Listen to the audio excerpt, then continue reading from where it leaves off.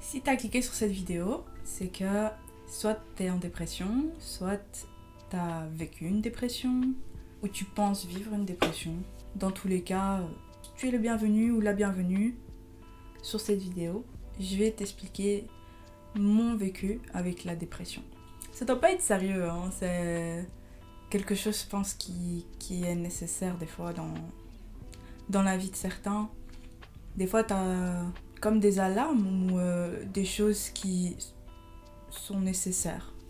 Et la dépression, pour moi, ça a été comme une sonnette d'alarme qui me demandait de me lever, comme un réveil en fait. Donc au début, tu sais pas trop d'où ça vient.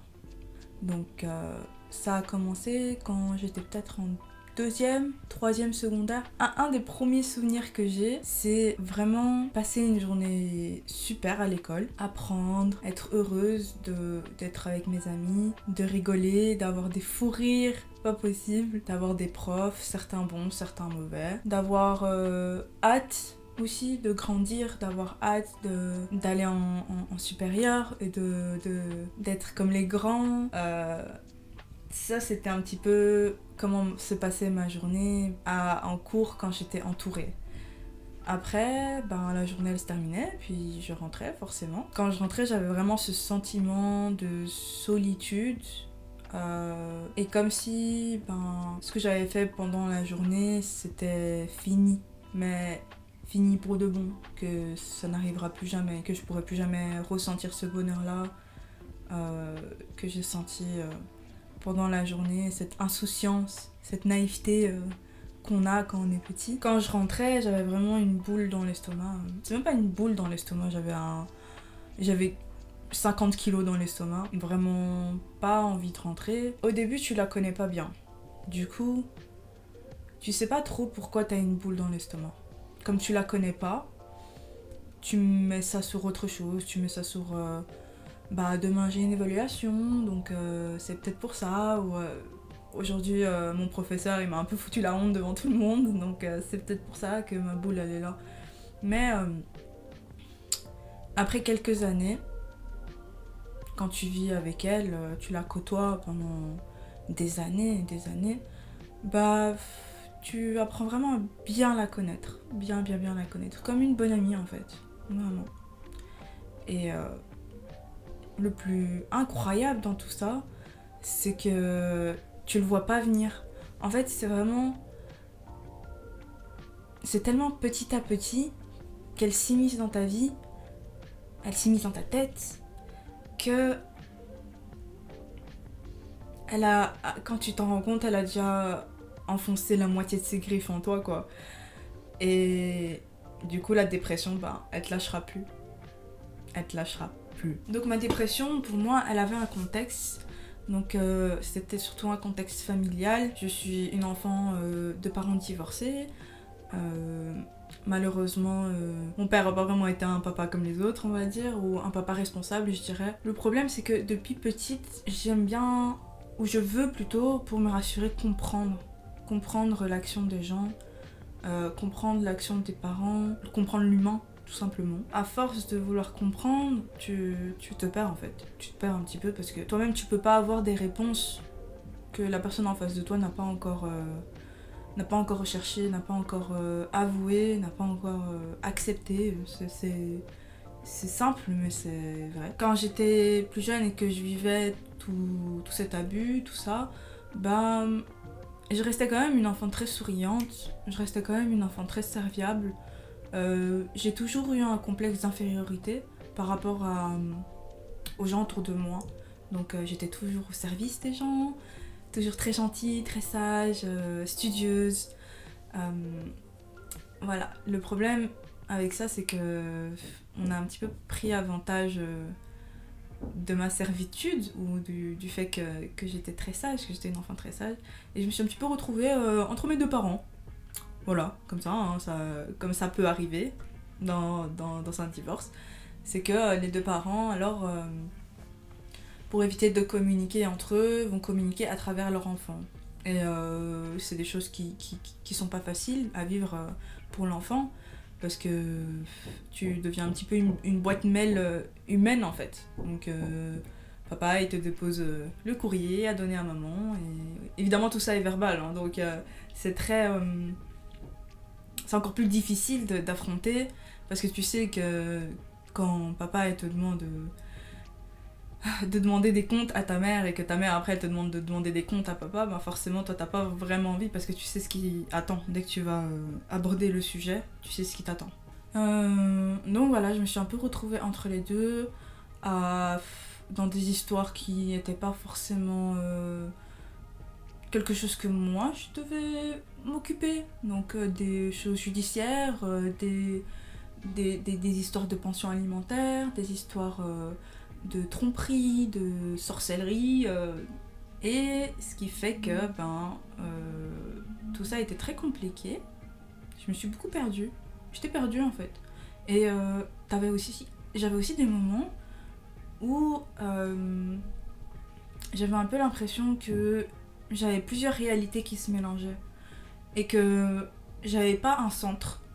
C'est difficile à expliquer, mais c'est comme si quand j'allais chez mon père, j'avais un centre, une personnalité, ou même une histoire, une réalité là-bas, et quand j'allais chez ma mère, c'était une autre histoire, une autre réalité. Et moi, personnellement, j'essayais en fait de concilier ces deux réalités, mais le problème c'est que c'était deux réalités qui étaient tellement différentes et qui étaient pas pour le bien de tous, malheureusement, même si c'était ma vérité à moi, entre guillemets, et que finalement je me faisais manipuler un petit peu des deux côtés, que à la fin j'ai commencé à mentir, clairement, pour ne pas affronter en fait la réalité. Donc je mentais beaucoup, je disais pas la vérité, j'avais plus l'énergie de la dire en fait. Après avoir tellement dit et cherché et m'être tellement blessée dans ce processus de petit enfant. Voilà, j'avais 13 ans, 14 ans. Voilà. Tout ça, ça s'est arrivé. Ce truc de mensonge, je l'ai vraiment traîné longtemps, et ça a fait partie intégrale de mon ancienne moi, où on me connaissait comme Pierre qui criait au loup, on me connaissait comme vraiment quelqu'un qui avait pour mauvaise habitude de mentir, et qu'on devait à chaque fois prendre mon mot à moitié, quoi. Parce que j'étais jamais forcément honnête à 100%. Et le fait aussi que j'avais des tendances où j'aimais bien servir, j'aimais bien aider, quitte à complètement me passer en dessous, quoi. Enfin, complètement m'oublier dans l'histoire, ça n'a pas aidé la chose, a fait que quand je mentais, après mes mensonges, c'est devenu vraiment une manière d'éviter le conflit, une manière d'éviter les problèmes, et de juste être de rester dans ma zone de confort. Et ça, on va en reparler plus tard, mais la zone de confort, c'est vraiment quelque chose de dangereux quand t'es en dépression. C'est horrible, c'est un piège. Donc, voilà. On avance un petit peu l'horloge jusqu'à ce que j'ai 16 ans, 17 ans. Je vois plus mon père à ce moment-là, après être parti, avoir décidé que j'en avais marre de la manipulation que je subissais de sa part. Voilà, j'en avais marre de son alcoolisme, tout ça, c'était des choses que je pouvais plus supporter. Je voyais que je tournais en rond. Ça aussi, je vais en parler, mais tourner en rond, c'est pour moi des choses que j'ai du mal aussi à casser. Les cycles, j'ai du mal à les casser, surtout avec ma famille. En fait, que avec ma famille. Non, je mens. En fait, enfin, je mens. Je prends pas toutes les informations, parce que avec mes relations, je dirais plus avec mes relations, avec tout en fait. Avec tout, même avec moi-même. C'est des cycles qui sont répétitifs, et je suis quelqu'un de têtu.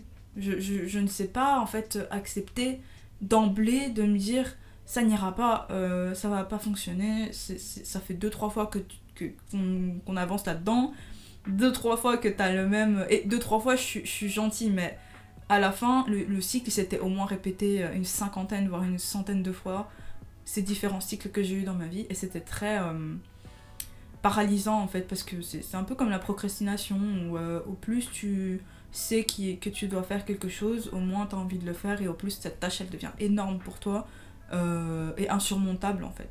Ça, c'est toutes des choses que ton cerveau il te fait croire en fait, que c'est vraiment quelque chose de tellement dur que c'est mieux que tu restes dans ce cycle, c'est mieux que tu restes dans ta zone de confort, parce que la douleur qu'il y a derrière ça, la douleur de partir, la douleur de casser ce cycle, est trop grande par rapport à la douleur de rester, la douleur de continuer ce cycle.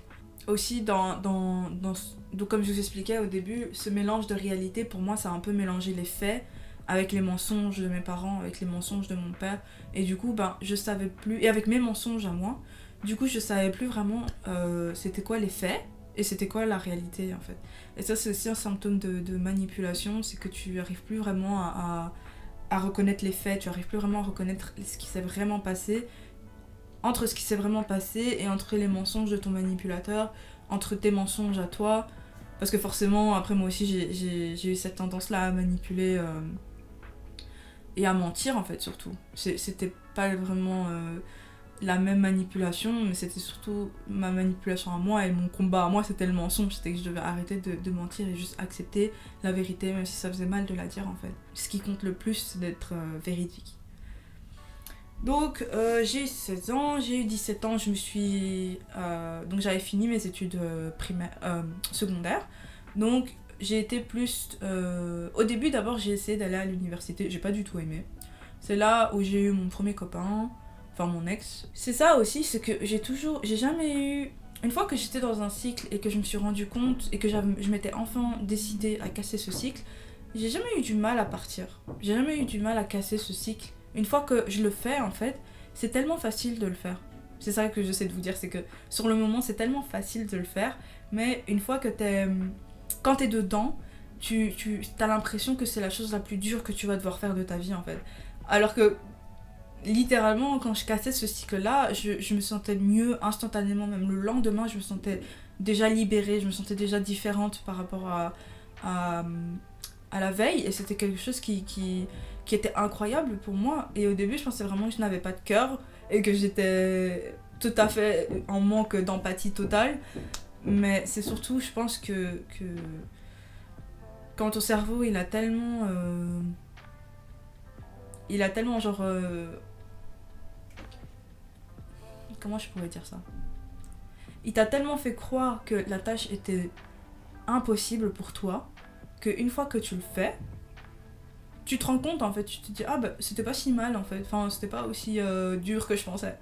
Ça, c'est aussi quelque chose, on est tous humains, je pense, et on a tous vécu des choses similaires. C'est aussi pour ça que je fais cette vidéo, c'était pour aussi confirmer, même si je le sais déjà, mais confirmer que on est tous humains et que mes expériences, elles sont pas exactement pareilles que quelqu'un d'autre, parce qu'on est tous uniques, malgré qu'on soit tous humains, on est tous uniques, mais c'est des choses que d'autres personnes dans le monde, on est, je sais pas combien dans le monde, je vais pas dire un nombre qui n'est pas vérifié, mais on est beaucoup, et nos expériences, souvent, elles se rapprochent énormément, pas que pour une personne, pour plusieurs personnes, et voilà, moi je vous explique mon expérience pour que j'espère que quelqu'un qui est peut-être dans cette situation, ou qui a besoin de se rendre compte, et qui a besoin de force aussi pour se dire écoute, ouais c'est vrai, là je suis peut-être dans un cycle, et c'est accepter. Si quelqu'un voit cette vidéo et qui est coincé quelque part, ou qui est dans un cycle,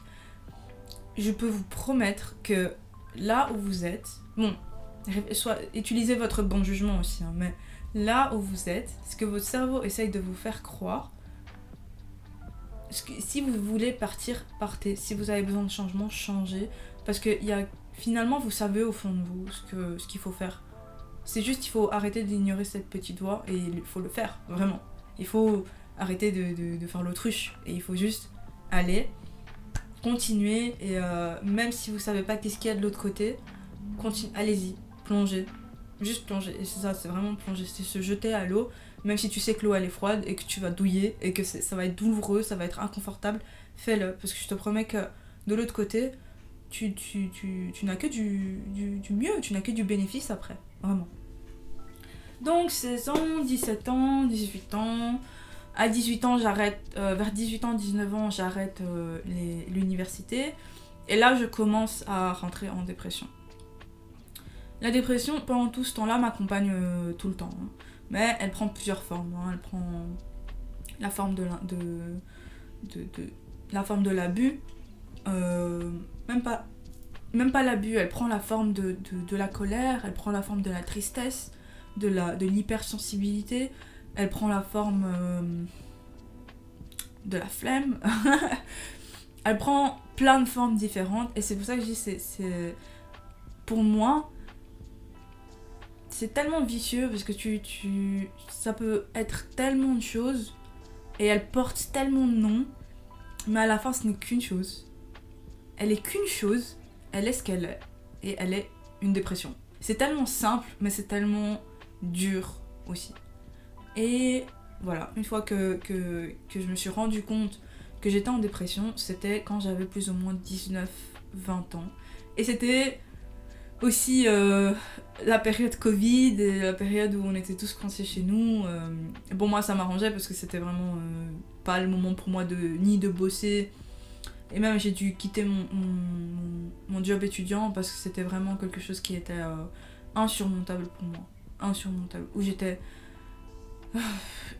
Vous vous souvenez, je vous parlais d'un poids de 50 kilos. Là, c'était plus un poids. J'avais l'impression que tout mon corps me criait que quelque chose allait arriver, quelque chose de très grave allait arriver. Et là, de nouveau, la dépression prend une autre forme encore. Elle prend la forme de l'anxiété. Et tu te dis qu'il y a quelque chose qui cloche avec toi, mais tu sais pas quoi. Tu sais pas encore mettre le mot. Tu sais pas encore t'avouer aussi qu'il y a ça. Mais... voilà, c'est des choses qui me sont arrivées. J'étais en job étudiant, c'est mon job étudiant. Mon premier job étudiant, je l'avais quand j'avais 17 ans.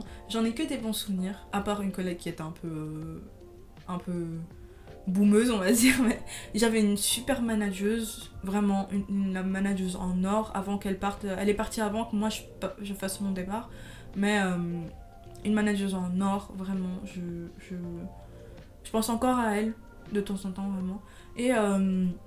je suis restée 5 ans, donc j'avais 17 ans, 18 ans, 19 ans, 20 ans, 21, 22, et puis à mes 22 ans, donc pendant la période du Covid, même milieu vers fin du Covid, c'était le moment où vraiment ma dépression, elle était... c'était chaud quoi. C'était pas juste un petit sentiment que je supportais quotidiennement, c'était devenu quelque chose d'énorme dans mon corps, et c'était devenu insurmontable. Enfin, c'était devenu quelque chose qui était que je pouvais plus ignorer, et je pouvais plus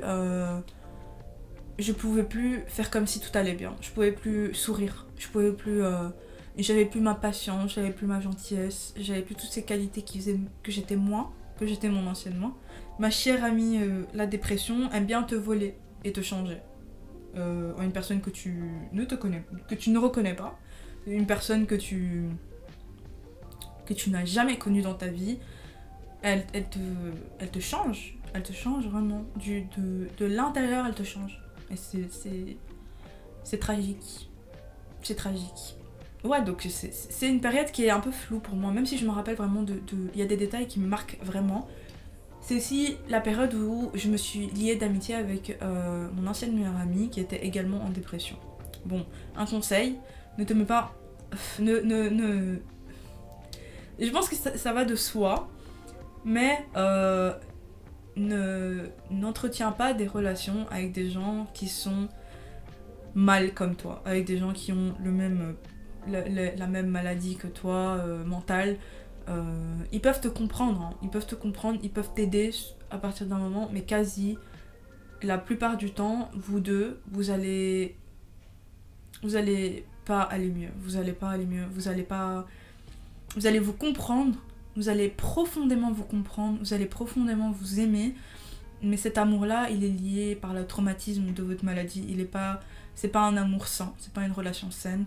Ce sera une relation intense. Ce sera quelque chose qui pourra... À moins que vraiment, malgré ta dépression, tu es quelqu'un qui est quand même ajusté et qui sait faire la part des choses, ce que moi n'était pas mon cas. J'ai toujours été, je suis toujours quelqu'un de très influençable. Même si maintenant je le suis beaucoup moins, j'ai appris à réfléchir pour moi-même. Mais c'est compliqué aussi d'être lié d'amitié avec des gens qui ont cette maladie-là. Mais le fait que j'ai décidé de mon plein gré de croire que c'était une bonne idée et que j'allais évoluer et qu'il y avait un futur pour moi dans cette relation-là, ça c'est un peu... Voilà, c'est un peu con de te dire que si ta meilleure amie est en dépression comme toi, que ça va fonctionner, que vous allez vous deux vous en sortir. De nouveau, j'ai toujours mon petit enfant derrière qui est très naïve hein, et qui est très optimiste aussi, même trop aveuglement optimiste. Un optimisme à toute épreuve, vraiment. Aussi, il faut savoir que quand t'es en dépression et que tu as tous les symptômes et tu es dans le déni total, il y a un moment où tu vas craquer, il y a un moment où tu vas péter un câble, littéralement. Il y aura une durite qui va péter. Et moi, ça a été du coup le jour où j'ai fait ma TS, donc ma tentative de suicide. Aussi, je voulais dire, on aborde des sujets qui sont très durs pour certaines personnes, donc regardez si vous voulez regarder, mais on parle de dépression, de suicide, d'idées noires et tout ça. J'aimerais bien ne pas vous trigger. Maintenant, aujourd'hui, ça va beaucoup mieux, mais c'est juste mon histoire. Et du coup, ben, avec tout ça, c'est à ce moment-là, ce jour-là, où ben, j'ai été aux urgences. Je vais vous épargner les détails, mais c'était ce jour-là où ma famille l'a su, en fait. Et du coup, oui, parce que c'était 2 ans où... ma mère ne savait pas. Une fois que tu passes un petit peu ce cap où t'as pété ton câble et que bah voilà, tout le monde est au courant et tu te lances en fait vers le chemin de la guérison. Bon, ça c'est une toute autre bataille, ça je peux te le garantir parce que je suis belge. Et ici en Belgique, comme en France je pense, mais c'est très difficile d'être hospitalisé. Parce qu'il y a des listes d'attente, tu dois un petit peu défendre ton cas, hein, malgré que t'es littéralement à bout de vie, à bout de souffle, et tu dois quand même défendre ton cas devant des gens, tu dois leur dire des choses que t'as pas envie forcément de partager avec des étrangers, des gens que tu connais pas, et c'est très compliqué, tu as l'impression de passer devant le juge pour quelque chose qui est nécessaire, quelque chose que tu as besoin. Donc tu as besoin d'être hospitalisé et pourtant tu dois quand même défendre ton cas devant un corps médical que tu ne connais pas. Après, ben, t'as psychologue, psychiatre. Donc je voyais une psychologue et un psychiatre. Ma psychologue, je la décrirais comme... Personnellement, ma psychologue, elle était très dure, j'ai l'impression. Où elle me posait des questions, juste elle se posait des questions, mais j'avais l'impression que à travers ces questions, tu sais, elle me disait tiens, c'est bizarre, tu sais, des fois t'es bien et puis t'es pas bien, et puis t'es bien et puis t'es pas bien, mais c'est bizarre, hein, c'est bizarre. Et comme si elle essayait en fait de me faire voir une conclusion, mais le problème c'est que j'étais déjà à ce stade là de la dépression où tu as déjà vécu tout ce que t'as vécu. Tu as appris à réfléchir et t'as toujours, ça aussi, je me rappelle distinctement, je me rappelle d'avoir une voix qui me disait, j'avais plusieurs voix dans ma tête, mais j'en avais 2. J'avais mon ami la dépression et j'avais ma voix, un petit peu ma bonne conscience, qui me disait, écoute, là tu sais, ce que tu fais c'est pas bien, tu es en train de repousser tout le monde et t'es en train de foncer dans le trou. Et même cette voix-là, des fois elle avait peur et elle disait, oh, mais jusqu'où ça va aller, on va trop loin là, stop. Et c'est un peu ce monologue interne là que j'avais tout le temps. Et il y a un moment où cette petite voix là de conscience, elle s'est totalement fait tuer par mon amie la dépression. Genre elle s'est fait massacrer, ou elle ne parlait même plus à la fin. Tellement que je l'ai ignorée, elle ne parlait même plus, clairement. Et j'ai appris à l'ignorer, même si c'est ta voix de bonne conscience, donc c'est ta voix un petit peu qui te donne tes valeurs et tes bonnes conduites, et qui est ton centre, qui te dit qu'est-ce qui est bon et ce qui est mauvais pour toi, hein. De nouveau, cette voix-là, elle est propre à chacun. Mais pour moi, elle m'expliquait et elle essayait doucement, gentiment de me dire écoute, là c'est pas cool ce que tu fais. À ce moment-là, je savais pas qu'il y avait pas une recette pour sortir de la dépression, il y avait juste se battre, il y avait juste continuer, tomber, se relever, jusqu'à ce que tu restes debout, quoi. Donc ici en Belgique, j'avais eu une panoplie de rendez-vous. Première fois que j'étais en HP, c'était justement après ma TS et on m'a directement mis. C'était un monde que je connaissais pas du tout, hein. Donc j'étais au courant de ce monde-là parce que mon ex-meilleure amie m'avait présenté à ce monde-là à travers sa maladie à elle. Donc j'étais un petit peu familière sur comment ça se passait, mais allez, j'étais familière dans le sens visiteur parce que j'allais la déposer. On traînait quand elle avait ses sorties, on sortait ensemble et puis on allait fumer, clairement, on fumait et tout ça. Et après, on revenait et je la déposais, mais après, c'est tout. Je savais pas comment l'intérieur du service se passait. J'ai détesté l'expérience, clairement. C'était pas quelque chose que j'aimais. J'avais l'impression que j'étais en prison. Et en plus, j'étais sous médicaments, donc j'avais envie de dormir, mais le problème, c'est qu'ils te laissent pas vraiment dormir et te reposer. Je préférais être chez moi. Mais le problème, c'est que quand j'étais chez moi, j'avais pas forcément cette sécurité et j'avais toujours ce sentiment de quelque chose de grave allait arriver. Il y a quelque chose d'horrible qui va arriver là maintenant dans 2 secondes. Et c'était toutes les 2 secondes, j'avais ce sentiment-là. Et du coup, quand j'étais en hospitalisation, je me sentais quand même beaucoup mieux quand j'étais là-bas, mais après j'avais un autre sentiment qui remplaçait ça, c'était un sentiment d'étouffement, où j'étais vraiment... je me disais à moi-même, mais c'est une prison, c'est pas... ça m'aide, mais c'est pas ici que je vais guérir, c'est pas comme ça que je pense que je vais guérir en fait. J'ai fait 2 séjours, je crois, en HP, de toute ma dépression. La plupart du temps, je faisais juste mes rendez-vous. En même temps, j'essayais à chaque fois de reprendre ma vie en main, donc je recherchais à chaque fois des boulots. Et ça aussi, c'est que je vous disais, mais c'est vraiment... T'as des moments de lucidité où tu te dis, ouais, là, il faut que je me rattrape, il faut que... Je suis en train de gaspiller ma vie, j'ai déjà blessé tellement... Et t'as aussi ce sentiment horrible de honte et de... C'est vraiment de la honte. C'est vraiment juste de la honte. Pour moi, c'était vraiment... J'avais honte d'être passée par là, j'avais honte d'avoir blessé ma famille, j'avais honte, vraiment. Et je me sentais coupable d'être malade, coupable d'avoir ma dépression, vraiment. Où j'étais vraiment... je me disais juste, pourquoi ça doit être moi la folle, entre guillemets. Pourquoi est-ce que tous les autres sont plus forts que moi? Pourquoi est-ce que... En Belgique, il y a plusieurs manières d'être aidé, comme en France, hein, donc... c'est des éléments d'aide, donc on te donne des traitements et puis si les traitements ne fonctionnent pas, on te propose de faire autre chose et puis il y a plein de thérapies pour t'aider. Le souci avec ça, c'est que quand t'es en dépression, t'as envie de rien faire. Donc à moins d'avoir la volonté d'Hercule et de te dire, écoute, malgré ma dépression, je vais quand même aller faire du sport, je vais quand même faire ma petite promenade et je vais essayer. T'as des moments dans ta dépression, t'as des moments où t'es motivé. T'as des moments où tu te dis, écoute, je vais essayer, je me sens un peu mieux, je vais essayer tout ça, mais c'est toujours un cercle, un putain de cercle vicieux où à un moment ça va mieux, et puis ça va moins bien, et puis ça va pire, et puis t'es au fond du trou, et tu préférais mourir que de continuer à sentir cette douleur tout le temps, H24, 24 heures sur 24, 7 jours sur 7. Et à la fin, moi je me sentais vraiment complètement insensible, j'avais plus d'émotions. Les seules émotions que j'avais, elles étaient tellement intenses, mais c'est à ce moment-là qu'est venu un petit peu les vraies griffes de la dépression, qui m'ont laissé beaucoup de cicatrices d'ailleurs, pour être honnête avec vous, des cicatrices qui vont de mes jambes à mes bras, mais c'est à ce moment-là que les griffes, elles commencent vraiment à rentrer. C'est quand t'es vraiment au fond, quand t'es vraiment au bout, et que tu préférerais vraiment ne plus être là. Là, c'est vraiment à ce moment-là où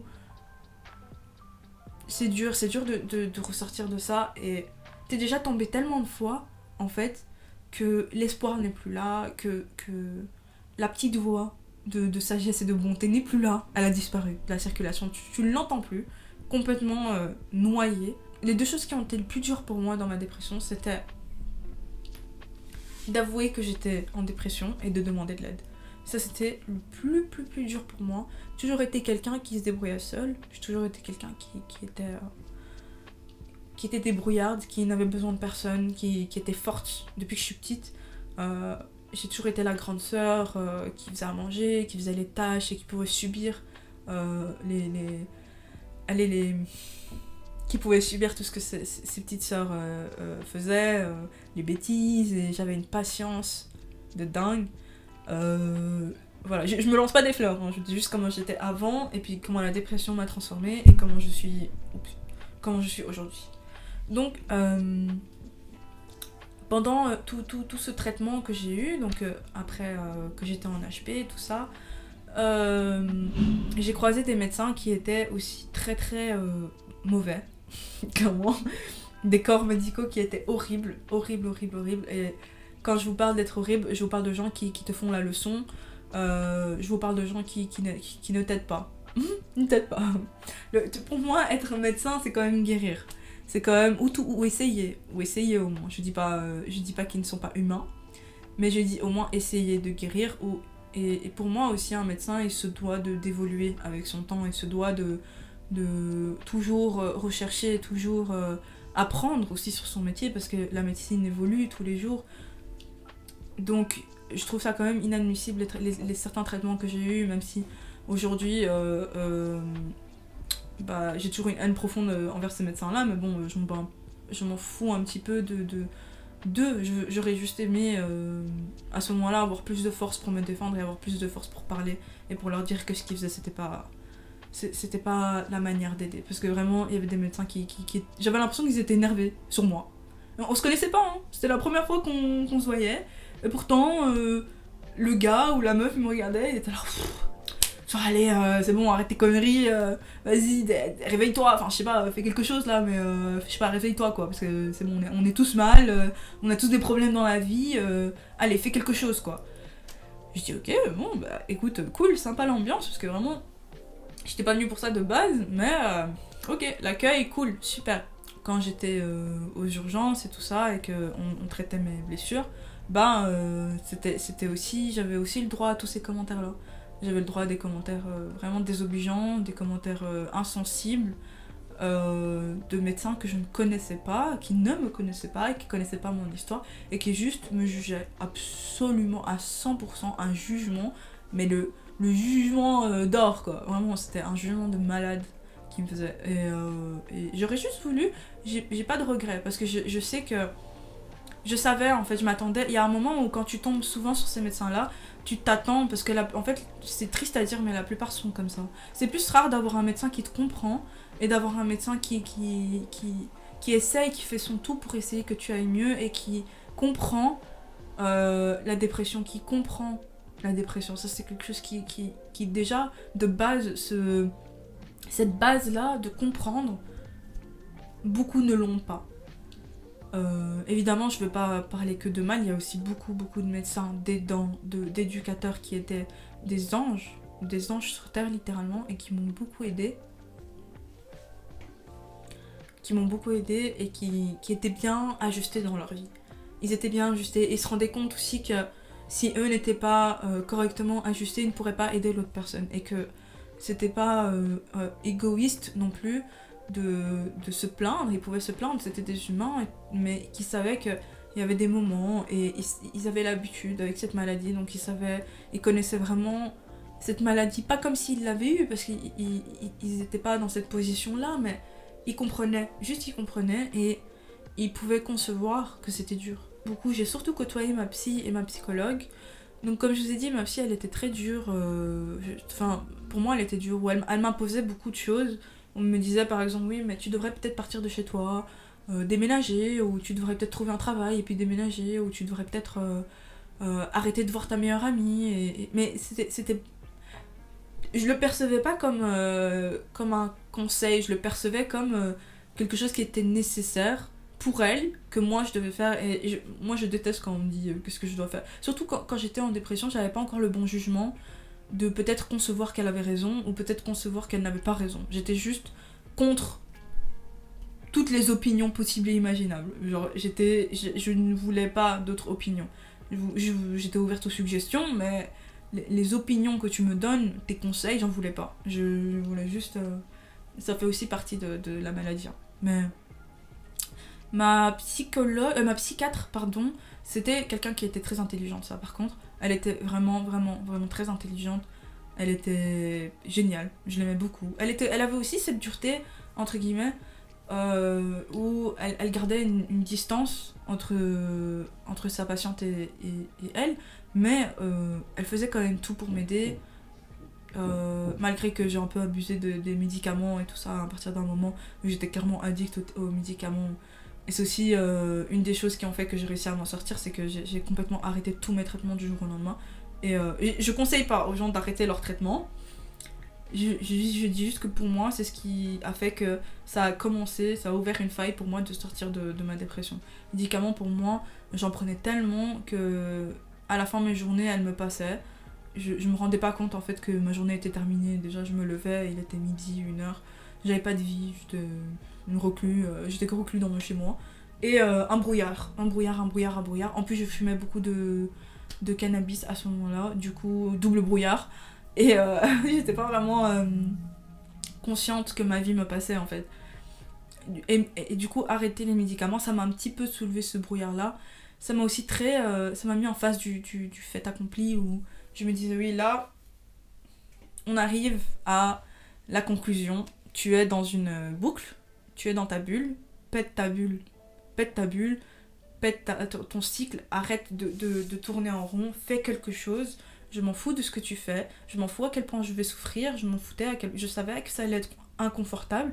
J'avais enfin fait paix avec l'inconfort que c'était de changer. Et c'est à ce moment-là où vraiment les choses ont commencé à bouger et je me suis dit, écoute,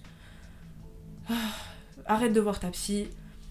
Ça aussi, ma psy, je tournais en rond avec elle, j'avançais pas. Ma psychiatre, je l'ai vue quand même encore un petit peu après. Mais voilà, je lui disais que c'était que j'avais besoin de changement, qu'il fallait que je change là parce que c'était trop répétitif, c'était trop long. Et voilà, c'était quelque chose qui m'a aidée aussi d'arrêter de voir ma psy et ma psychiatre bien après. Ça m'a beaucoup aidée. J'ai fait ça graduellement. Malgré que ma psy, j'ai arrêté de la voir directement, mais ma psychiatre, j'ai quand même fait quelques rendez-vous après, avant de complètement arrêter. Et les traitements, je les ai arrêtés même 2 mois, 3 mois après. Donc j'ai quand même bien réfléchi avant de faire ça. J'ai quitté aussi plusieurs relations, que j'ai arrêté d'être amie avec mon ex-meilleur ami. Ce n'était plus moi, la dépression c'était plus moi. C'était devenu moi, hein. Pour vous dire à quel point... mon ami, la dépression s'immisce dans ta vie et quand elle y est, elle y reste, c'était devenu une identité pour moi d'être en dépression. C'était une identité pour moi d'être triste, d'être hypersensible et tout ça. Et à partir du moment où j'ai décidé de rejeter cette identité ou même de changer, de renaître, c'est à ce moment-là où j'ai décidé d'arrêter d'être amie avec ma meilleure amie. Et je suis partie vers d'autres horizons. Maintenant, qu'est-ce qui m'a vraiment fait changer, c'était le courage. Donc je savais que j'allais avoir besoin de courage pour changer. Et je savais que mon courage allait être devait être plus grand que ma peur. Donc je suis partie vers l'inconnu. J'ai arrêté de fumer du cannabis alors que j'en fumais pendant 4 ans. J'étais une grosse consommatrice. J'ai arrêté d'en fumer, puis quelques mois plus tard, j'ai arrêté de fumer la cigarette. Je me suis remis au sport, heureusement. Ça a été beaucoup... Ça aussi, c'était des choses qu'on me disait pendant ma dépression, mais je pense que quand tu dis ça à quelqu'un qui est dépressif, tu te rends pas compte en fait que la personne n'a pas l'énergie. Juste l'énergie de se lever et de marcher, elle ne l'a pas. Donc c'est un bon conseil, hein. Je dis, le sport, ça aide énormément de gens et ça aide à ta dépression. C'est prouvé scientifiquement, ça peut aider pour le moral. Mais quand ta maladie prend autant de place dans ta vie, c'est pas ce conseil-là ou c'est pas c'est pas cette bataille-là que tu vas directement attaquer. Même si pour certains, le sport, ça va vraiment aider à sortir de là, hein. Moi, quand tu me parlais de sport, je disais non. Et maintenant, je vais bientôt courir mon semi-marathon en novembre. Donc je suis super contente par rapport à ça. J'ai perdu beaucoup de poids. Je pesais presque 90 kilos avant. Maintenant, j'en suis presque à 70. Et encore aujourd'hui, je suis en train de déterrer des cycles ou même des manières de penser en moi qui ne me servent plus. Donc un conseil, ça c'est vraiment un vrai conseil. Mais quand quelque chose ne vous sert plus dans votre vie, il faut vous en débarrasser. Il faut vous en débarrasser. C'est comme un sac à dos. Dans ton sac à dos, si t'as des pierres ou des rochers qui te servent plus, tu dois les jeter. C'est juste du poids en plus et tu traînes ça. Et ça devient de plus en plus lourd au fur et à mesure que tu parcours cette aventure qui est la vie. Au plus de cailloux tu auras, au plus lourd ce sera, au plus pénible ce sera. Donc tu dois te débarrasser et tu dois te renouveler. c'est quelque chose d'important, le renouvellement. Je sors encore de mes zones de confort aujourd'hui. Voilà, j'ai même pas encore abordé, le sujet familial, mais ça je vais garder pour moi parce que ma famille, c'est quelque chose qui me concerne. Et il faut aussi comprendre, même si c'est difficile au début, mais il faut comprendre que tes actions ont aussi des conséquences. Même si tu le veux pas, même si c'est pas le but de tes actions que ça a des conséquences, ça aura des conséquences autour de toi. Ça en aura, vraiment. Et ça changera beaucoup de choses dans ta vie. Mais si t'as le courage de te rencontrer de l'autre côté, ce sera encore mieux. Tu verras une autre partie de la vie en fait. Tu verras la vie autrement, vraiment. Je vous souhaite vraiment de trouver un petit peu de paix dans cette vie. Je vous souhaite de sortir de votre bulle, d'éclater votre bulle du mieux que vous pouvez, avec toute votre force, avec toute votre force intérieure. Essayez. Même si vous n'y arrivez pas, continuez à essayer. Relevez-vous, ne vous laissez pas abattre. Il y a tellement plus dans la vie que la dépression, il y a tellement plus dans la vie que la mort, que la solitude, que ces sentiments négatifs. Je vous promets que la vie, c'est cliché à dire, mais la vie est belle. Et vivre, elle est encore mieux. Donc voilà, j'espère que j'ai pu vous apporter quelques valeurs avec mon histoire. Bye.